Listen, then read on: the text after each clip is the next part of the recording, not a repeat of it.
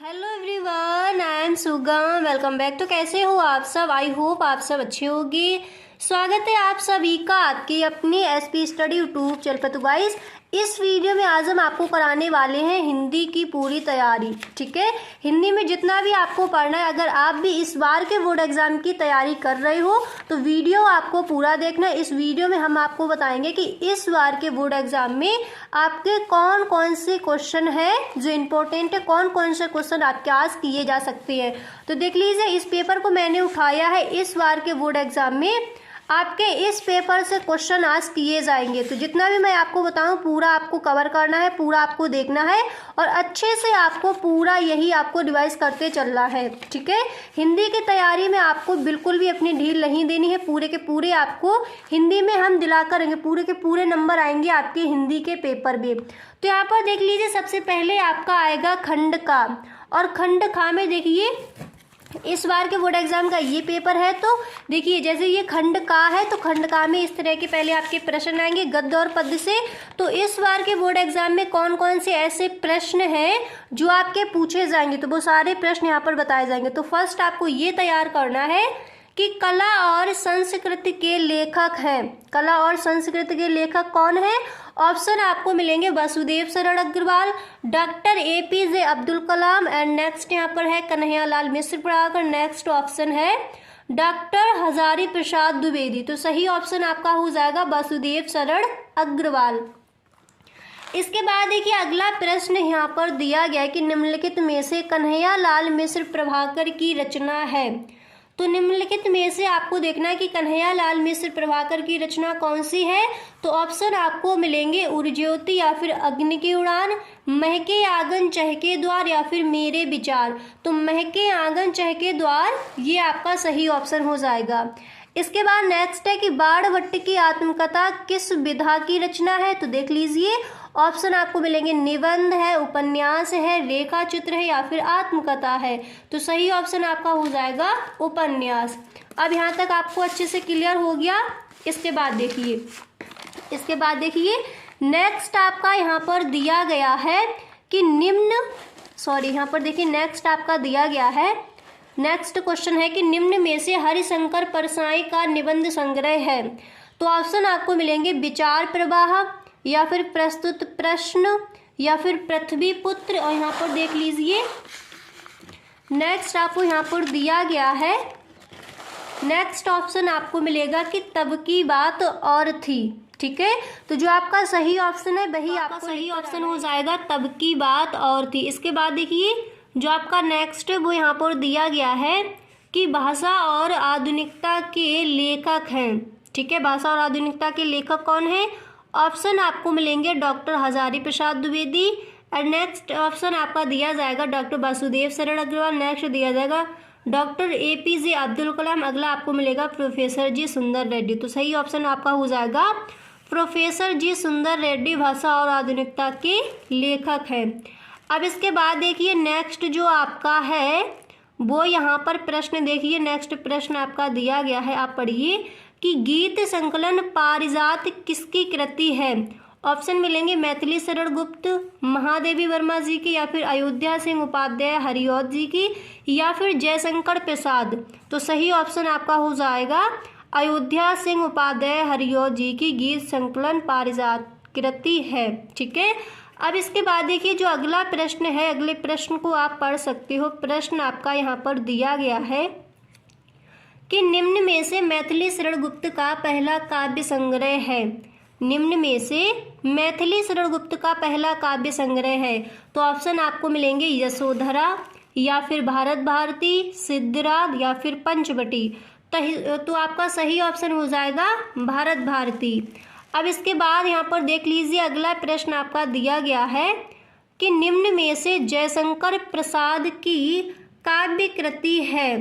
तो जयशंकर प्रसाद की काव्य कृति कौन सी है? ऑप्शन देख लीजिए, एक बार ऑप्शन पढ़िए। पहला दिया जाएगा इत्यलम, नेक्स्ट है अनामिका, नेक्स्ट है आपका द्वापर। इसके बाद अगला ऑप्शन मिलेगा चित्राधार। तो सही ऑप्शन आपका हो जाएगा चित्राधार। इतना आपको क्लियर हो गया। अब इसके बाद यहाँ पर देख लीजिए जो नेक्स्ट आपका है वो यहाँ पर दिया गया है कि सुमित्रा नंदन पंत को साहित्य अकादमी पुरस्कार किस कृति पर मिला था। तो किस पर मिला था? कला और बूढ़ा चांद, इस पर इन्हें साहित्य अकादमी पुरस्कार मिला था। अब ये देखिए जो आपका क्वेश्चन है वो क्वेश्चन आपका कन्फ्यूज़न वाला है। आपको देखिए अब जो आपका अभी बोर्ड एग्ज़ाम हुआ था उसमें आपका क्वेश्चन ये आया था कि सच्चिदानंद हीरानंद बादशाह आगे के ये वाला नहीं, यहाँ पर देख लीजिए, हाँ ये वाला आपका आया था क्वेश्चन कि सुमित्रा नंदन पंत को ज्ञानपीठ पुरस्कार किस पर मिला। तो देखिए सुमित्रा नंदन पंत को आपको ध्यान रखना है कि ज्ञानपीठ पुरस्कार उन्हें मिला था चिदम्बरा पर। यहाँ भी आपका ऑप्शन मिलेगा कला और बूढ़ा चांद, ठीक है, इस पर इनको ज्ञानपीठ पुरस्कार नहीं मिला था। और यहाँ पर देखिए क्वेश्चन ये दिया गया है, क्वेश्चन को पढ़िए कि सुमित्रा नंदन पंत को साहित्य अकादमी पुरस्कार किस कृति पर मिला। तो वो इन्हें मिला था कला और बूढ़ा चांद, ठीक है, ये आपको ध्यान रखना है। अब यहाँ पर देख लीजिए अगला प्रश्न आपका है कि सच्चिदानंद हीरानंद बादशाह आगे के संपादन में कुल कितने सप्तक प्रकाशित हुए। तो कितने सप्तक हुए? 4। सही ऑप्शन आपका हो जाएगा 4 सप्तक। क्लियर हो गया। तो देखिए इतने जो मैंने आपको बता दिए, तो जैसे पद्य और गद्य से दोनों आएंगे, 5 गद्य से लिए जाते हैं, 5 पद्य से लिए जाते हैं। तो आपको ये क्वेश्चन जैसे जो रचनाएं हैं जो पूछी जाती हैं आपकी खंडका में, यहाँ पर देख लीजिए खंडका में आपकी जो रचनाएं पूछी जाती हैं वो मैंने आपको बता दी। तो ये रचनाएं आपको तैयार कर लेनी है इस बार के बोर्ड एग्जाम के लिए।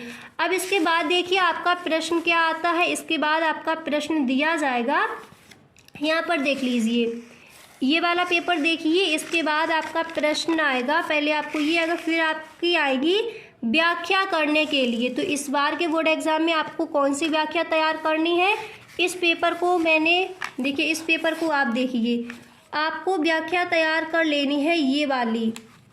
देखिए ये वाली जो आपकी व्याख्या दी गई है इसको आप तैयार करेंगे इस बार के बोर्ड एग्जाम के लिए। 2 आपकी दी जाएंगी, तो देख लीजिए या तो आप उसको तैयार कर लीजिए या फिर आप ये वाली जो व्याख्या है इसको तैयार कर लीजिए। जो कुछ भी हम इस संसार में देखते हैं भाई ऊर्जा का ही स्वरूप है, ठीक है, ये वाली आप याद कर लीजिए। इसके बाद देखिए पद्य में आपकी व्याख्या आएगी। तो पद्य में देखिए आप कौन कौन सी आपको याद करनी है, पद्यांश से आपकी आएंगी, ये वाला आप याद कर लीजिए। तो देखिए बेटा पद्य में आपको जो आपका दिया गया है पवन दूत का वाला जो आपका चैप्टर है पद्य में, जो अयोध्या सिंह उपाध्याय द्वारा लिखा गया है, तो उसकी जो व्याख्या है वो आपको तैयार कर लेनी है। एंड नेक्स्ट आपको यहाँ पर देखिए कौन सी व्याख्या तैयार करनी है, कैकई का अनुपात। तो इस बार का जो बोर्ड एग्जाम हुआ था उसमें तो आपकी आई नहीं थी कैकई का अनुपात। तो जो इस बार के आप बोर्ड एग्जाम की तैयारी कर रहे हो तो उसके लिए आपको पद्य में एक तो कैकई का अनुपात जो मैथिली शरण गुप्त द्वारा लिखित है, एंड नेक्स्ट मैंने आपको बताया पवन दूत का, वो इन दोनों की जो व्याख्या है वो आप अच्छे से तैयार कर लीजिए, ठीक है। और गद्य में मैंने आपको बता दिया कौन से चैप्टर की आपको तैयार करनी है, तो वो कर लीजिए। अब इसके बाद आपका अगला प्रश्न आएगा जीवन परिचय। तो इस बार के बोर्ड एग्जाम में आप कौन कौन से जीवन परिचय लिखोगे पूरा मैं आपको बताऊंगी किस तरह से आपको जीवन परिचय लिखना है। तो अभी का जो आपका बोर्ड एग्जाम हुआ था उसमें आपके ये वाले जीवन परिचय पूछे गए थे इन लेखकों के। तो देखिए निम्नलिखित में से एक लेखक का साहित्यिक परिचय देते हुए इनकी कृतियों का उल्लेख कीजिए। तो गद्य में आपका वासुदेव शरण अग्रवाल जी का आया था, आचार्य हजारी प्रसाद द्विवेदी एंड प्रोफेसर जी सुंदर रेड्डी। तो साहित्यिक परिचय लिखने के लिए आया था। एंड ये देख लीजिए पद्य में आपका सुमित्रा नंदन पंत, रामधारी सिंह दिनकर एंड मैथिली शरण गुप्त जी का आया था। अब आप इस पेपर को देखिए। अब यहाँ पर देखिए इस पेपर में देख लीजिए किसका किसका पूछा गया था। तो वासुदेव शरण अग्रवाल एंड हरिशंकर परसाई, कन्हैयालाल मिश्र, प्रभाकर। तो इस बार के लिए अगर आप इस बार के बोर्ड एग्जाम की तैयारी कर रहे हो तो आपको ये 3 कर लेने हैं। गद्य में आपको जो ये आपके लेखक हैं इनका साहित्यिक परिचय अच्छे से देखना है। एंड देखिए पद्य में आपको मैथिली शरण गुप्त, सुमित्रा नंदन पंत एंड सच्चिदानंद हीरानंद बादशाह आगे इनका इन लेखकों का आपको, इन कवि का आपको जो है आपका साहित्यिक परिचय और जीवन परिचय दोनों आपको अच्छे से याद कर लेनी है, ठीक है। कभी आपका साहित्यिक परिचय पूछा जाता है तो फिर कभी आपका जीवन परिचय पूछ लिया जाता है, तो अच्छे से आप ये तैयार कर लोगे। ओके, अब देखिए मैं यहाँ पर आपको बता रही हूँ कि वासुदेव शरण अग्रवाल का आप जीवन परिचय या फिर साहित्यिक परिचय आप किस तरह से लिखोगे। ठीक है, तो यहाँ पर देख लीजिए, आप वो देख लीजिए किस तरह से आपको वहाँ पर जीवन परिचय लिख कर आना है। तो यहाँ पर देख लीजिए, अगर आपका जीवन परिचय आता है तो जीवन परिचय आप किस तरह से लिखोगे, अगर साहित्यिक परिचय आता है तो साहित्यिक परिचय आप किस तरह से लिखोगे। ठीक है, पूरा यहाँ पर समझ लीजिए, पूरा मैं आपको बताऊंगी। तो यहाँ पर देख लीजिए, अगर आपका आता है जीवन परिचय तो किस तरह से आप जीवन परिचय लिख कर आओगे। तो देखिए, जीवन परिचय आया तो इस तरह से पहले आप हेडिंग डालोगे जीवन परिचय, फिर आप लिखोगे कि डॉक्टर वासुदेव शरण अग्रवाल सन 1904 ईस्वी में मेरठ जनपद के खेड़ा ग्राम में हुआ था इनका जन्म। ठीक है, इनके माता पिता लखनऊ में रहते थे, अतः इनका बचपन लखनऊ में व्यतीत हुआ और यहीं इनकी प्रारंभिक शिक्षा भी हुई। इन्होंने काशी हिंदू विश्वविद्यालय से एमए तथा लखनऊ विश्वविद्यालय से पानकालीन भारत नामक शोध प्रबंध पर डीलिट की उपाधि प्राप्त की। डॉक्टर अग्रवाल ने पाली, संस्कृत एवं अंग्रेजी भाषाओं, भारतीय संस्कृत और पुरातत्व का गहन अध्ययन करके उच्च कोटि के विद्वान के रूप में प्रसिद्धि, इसके बाद देखिए आप करोगे कि रूप में प्रसिद्धि प्राप्त की। इसके बाद आप लिखोगे और काशी हिंदू विश्वविद्यालय में पुरातत्व एवं प्राचीन इतिहास विभाग के अध्यक्ष और बाद में आचार्य पद को सुशोभित किया। डॉक्टर अग्रवाल ने लखनऊ तथा मथुरा के पुरातत्व संग्रहालयों में निरीक्षक पद पर, केंद्रीय सरकार के पुरातत्व विभाग में संचालक पद पर तथा दिल्ली के राष्ट्रीय संग्रहालय में अध्यक्ष तथा आचार्य पद पर भी कार्य किया। इसके बाद आप लिखोगे भारतीय संस्कृति और पुरातत्व का यह महान पंडित एवं साहित्यकार सन 1967 ईस्वी में परलोक सिधार गया। ठीक है, इस तरह से अगर आपका जीवन परिचय आता है तो आप इस तरह से लिखोगे, फिर सीधे इनकी कृतियां जो है वो आपको लिख देनी है। और अगर आपका साहित्यिक परिचय पूछा जाए तो साहित्यिक परिचय आप किस तरह से लिख कर आओगे, यहाँ पर देख लीजिए। अगर आपका देखिए साहित्यिक परिचय पूछा जाए तो आप एक ब्रैकेट बनाओगे पहले ऊपर, उसमें लिख दोगे इनका जन्म कहाँ हुआ, पिता का नाम क्या है और जन्म स्थान क्या है, भाषा शैली क्या है और जैसे साहित्य में स्थान क्या है, उतना आपको मतलब एक एक लाइन एकदम से लिख देनी है ऐसे ब्रैकेट बनाकर। उसके बाद आप हेडिंग डालोगे साहित्यिक परिचय, फिर सीधे जो इन्होंने साहित्य में अपना योगदान दिया है फिर वो आपको लिखना है। तो देखिए साहित्यिक योगदान, आप हेडिंग डालोगे साहित्यिक परिचय। ठीक है, फिर आप लिखोगे डॉक्टर अग्रवाल भारतीय संस्कृत, पुरातत्व और प्राचीन इतिहास के प्रकांड पंडित और अन्वेषक थे। इनके मन में भारतीय संस्कृति को वैज्ञानिक अनुसंधान की दृष्टि से प्रकाश में लाने की, ठीक है, प्रकाश में, इसके बाद यहाँ पर देख लीजिए आप लिखोगे लाने की उत्कृष्ट इच्छा थी, अतः इन्होंने उत्कृष्ट कोटि के अनुसंधानात्मक निबंधों की रचना की। इसके बाद आप हेडिंग डालोगे कृतियाँ। ठीक है, फिर आप लिखोगे, देखिए साहित्यिक परिचय में ये पूरा आपको लिखना है। कृतियाँ हेडिंग डालने के बाद आप लिखोगे डॉक्टर वासुदेव शरण अग्रवाल ने निबंध शोध एवं संपादन के क्षेत्र में महत्वपूर्ण कार्य किया। इनकी प्रमुख रचनाओं का विवरण निम्नवत है। इसके बाद देख लीजिए, इस तरह से आप हेडिंग डालोगे निबंध संग्रह, फिर आप लिखोगे पृथ्वीपुत्र, कल्पलता, कला और संस्कृति, कल्पवृक्ष, भारत की एकता, माता भूमि। इसके बाद आपको नेक्स्ट हेडिंग डालनी है शोध प्रबंध, फिर आप लिखोगे पानकालीन भारतवर्ष। आलोचना ग्रंथ में क्या लिखा है, तो पद्मावत की संजीवनी व्याख्या तथा हर्षचरित का सांस्कृतिक अध्ययन। इसके बाद संपादन, तो पाली, प्राकृत और संस्कृत के एकाधिक ग्रंथों का। ठीक है, अब आपको हेडिंग डाली है साहित्य में स्थान, फिर आप लिखोगे कि भारतीय संस्कृति और पुरातत्व के विद्वान डॉक्टर वासुदेव शरण अग्रवाल का निबंध साहित्य अत्यधिक समृद्ध है। पुरातत्व और अनुसंधान के क्षेत्र में उनकी समता कोई नहीं कर सकता। विचार प्रधान निबंधों के क्षेत्र में तो इनका योगदान सर्वथा अविस्मरणीय है। निश्चय ही हिंदी साहित्य में इनका मूर्धन्य स्थान है। तो इस तरह से मैंने आपको बता दिया, अगर जीवन परिचय आता है तो वो आप किस तरह से लिखोगे, और अगर साहित्यिक परिचय आता है तो वो आप किस तरह से लिख कर आओगे। ठीक है, पूरा मैंने यहाँ पर आपको क्लियर कर दिया। अच्छे से आपको समझ आ गया कि अगर जीवन परिचय आया तो किस तरह से लिखोगे और साहित्यिक परिचय आया तो किस तरह से लिख कर आओगे। ओके ओके, इतना क्लियर हुआ। अब इसके बाद देखिए, अब आपका देखिए पद में इसी तरह से जैसे मैंने आपको बताया आप याद कर लीजिए। अगर साहित्यिक परिचय तो वो किस तरह से आप लिखोगे और जीवन परिचय आए तो वो आप किस तरह से लिखोगे, मैंने आपको बता दिया।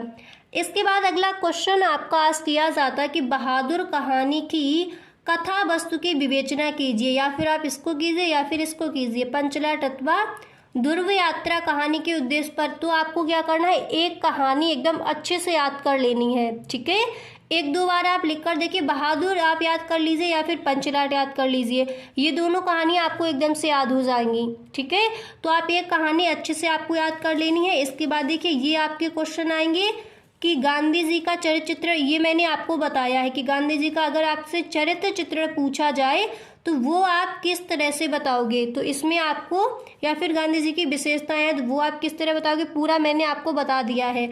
अब देखिए यही आपके क्वेश्चन आएंगे तो एक ही तो करना है, यहाँ पर आपको एक का ही आंसर देना है। अब इसके बाद देखिए यहाँ पर जो आपका नेक्स्ट क्वेश्चन है वो आपका आएगा। नेक्स्ट क्वेश्चन आप देखिए, हाँ तो आलोक वृत्त खंड काव्य के तृतीय सर्ग, ये पूरा मैं आपको बता चुकी। इसके बाद आपका खंड खा आएगा। तो खंड खा में देखिए संस्कृत की जो आपका चैप्टर है वो आपको तैयार कर लेना है। ठीक है, इस तरह से आपके क्वेश्चन आएंगे, आप देख सकती हो। अब देखिए ये जो पेपर है इसका फुल सॉल्यूशन मैं आपको दे चुकी हूँ, अगर आपने नहीं देखा है तो फिर आप देख सकती हो, तो देख लीजिए। इसके बाद आपके ये क्वेश्चन आंसर किए जाएंगे। तो देखिए आज के लिए बस इतना ही, मिलते हैं नेक्स्ट वीडियो में। और नेक्स्ट वीडियो में पूरा आपको कवर करा दूंगी कि किस तरह से आपके क्वेश्चन आएंगे और किस क्वेश्चन को आप किस तरह से लिखोगे। तो जितना मैंने आज आपको बताया पहले आपको पूरा वो कवर करना है, उसके बाद नेक्स्ट वीडियो में आपको जो आपका रह गया है वो मैं आपको नेक्स्ट वीडियो में आपका पूरा कवर करा देंगे। ठीक है, इसके बाद देखिए आपको एक क्या करना है, निबंध आपको अच्छे से याद कर लेना। इस बार का जो बोर्ड एग्जाम हुआ था उसमें कई बच्चों के निबंध छूट गए, तो आपको ध्यान रखना है निबंध आपको अच्छे से याद कर लेना है। और इस बार किस किस पर निबंध आया था, कृषक जीवन की त्रासदी, अनियंत्रित भ्रष्टाचार कारण निवारण, महिला आरक्षण की सार्थ कथा एंड बढ़ती जनसंख्या तथा रोजगार की समस्या। तो आपको इस बार के बोर्ड एग्जाम के लिए निबंध अच्छे से याद करनी है। उसके बाद देखिए ये आपके क्वेश्चन आते हैं, करुण शांत रस का लक्षण सहित उदाहरण दीजिए, अनुप्रास अलंकार आया था। इसके बाद यहाँ पर देख लीजिए ये क्वेश्चन आए थे आपके। तो जो भी आपका रह गया है वो आपको मैं नेक्स्ट वीडियो में पूरा कवर करा दूंगी। Okay, thank you.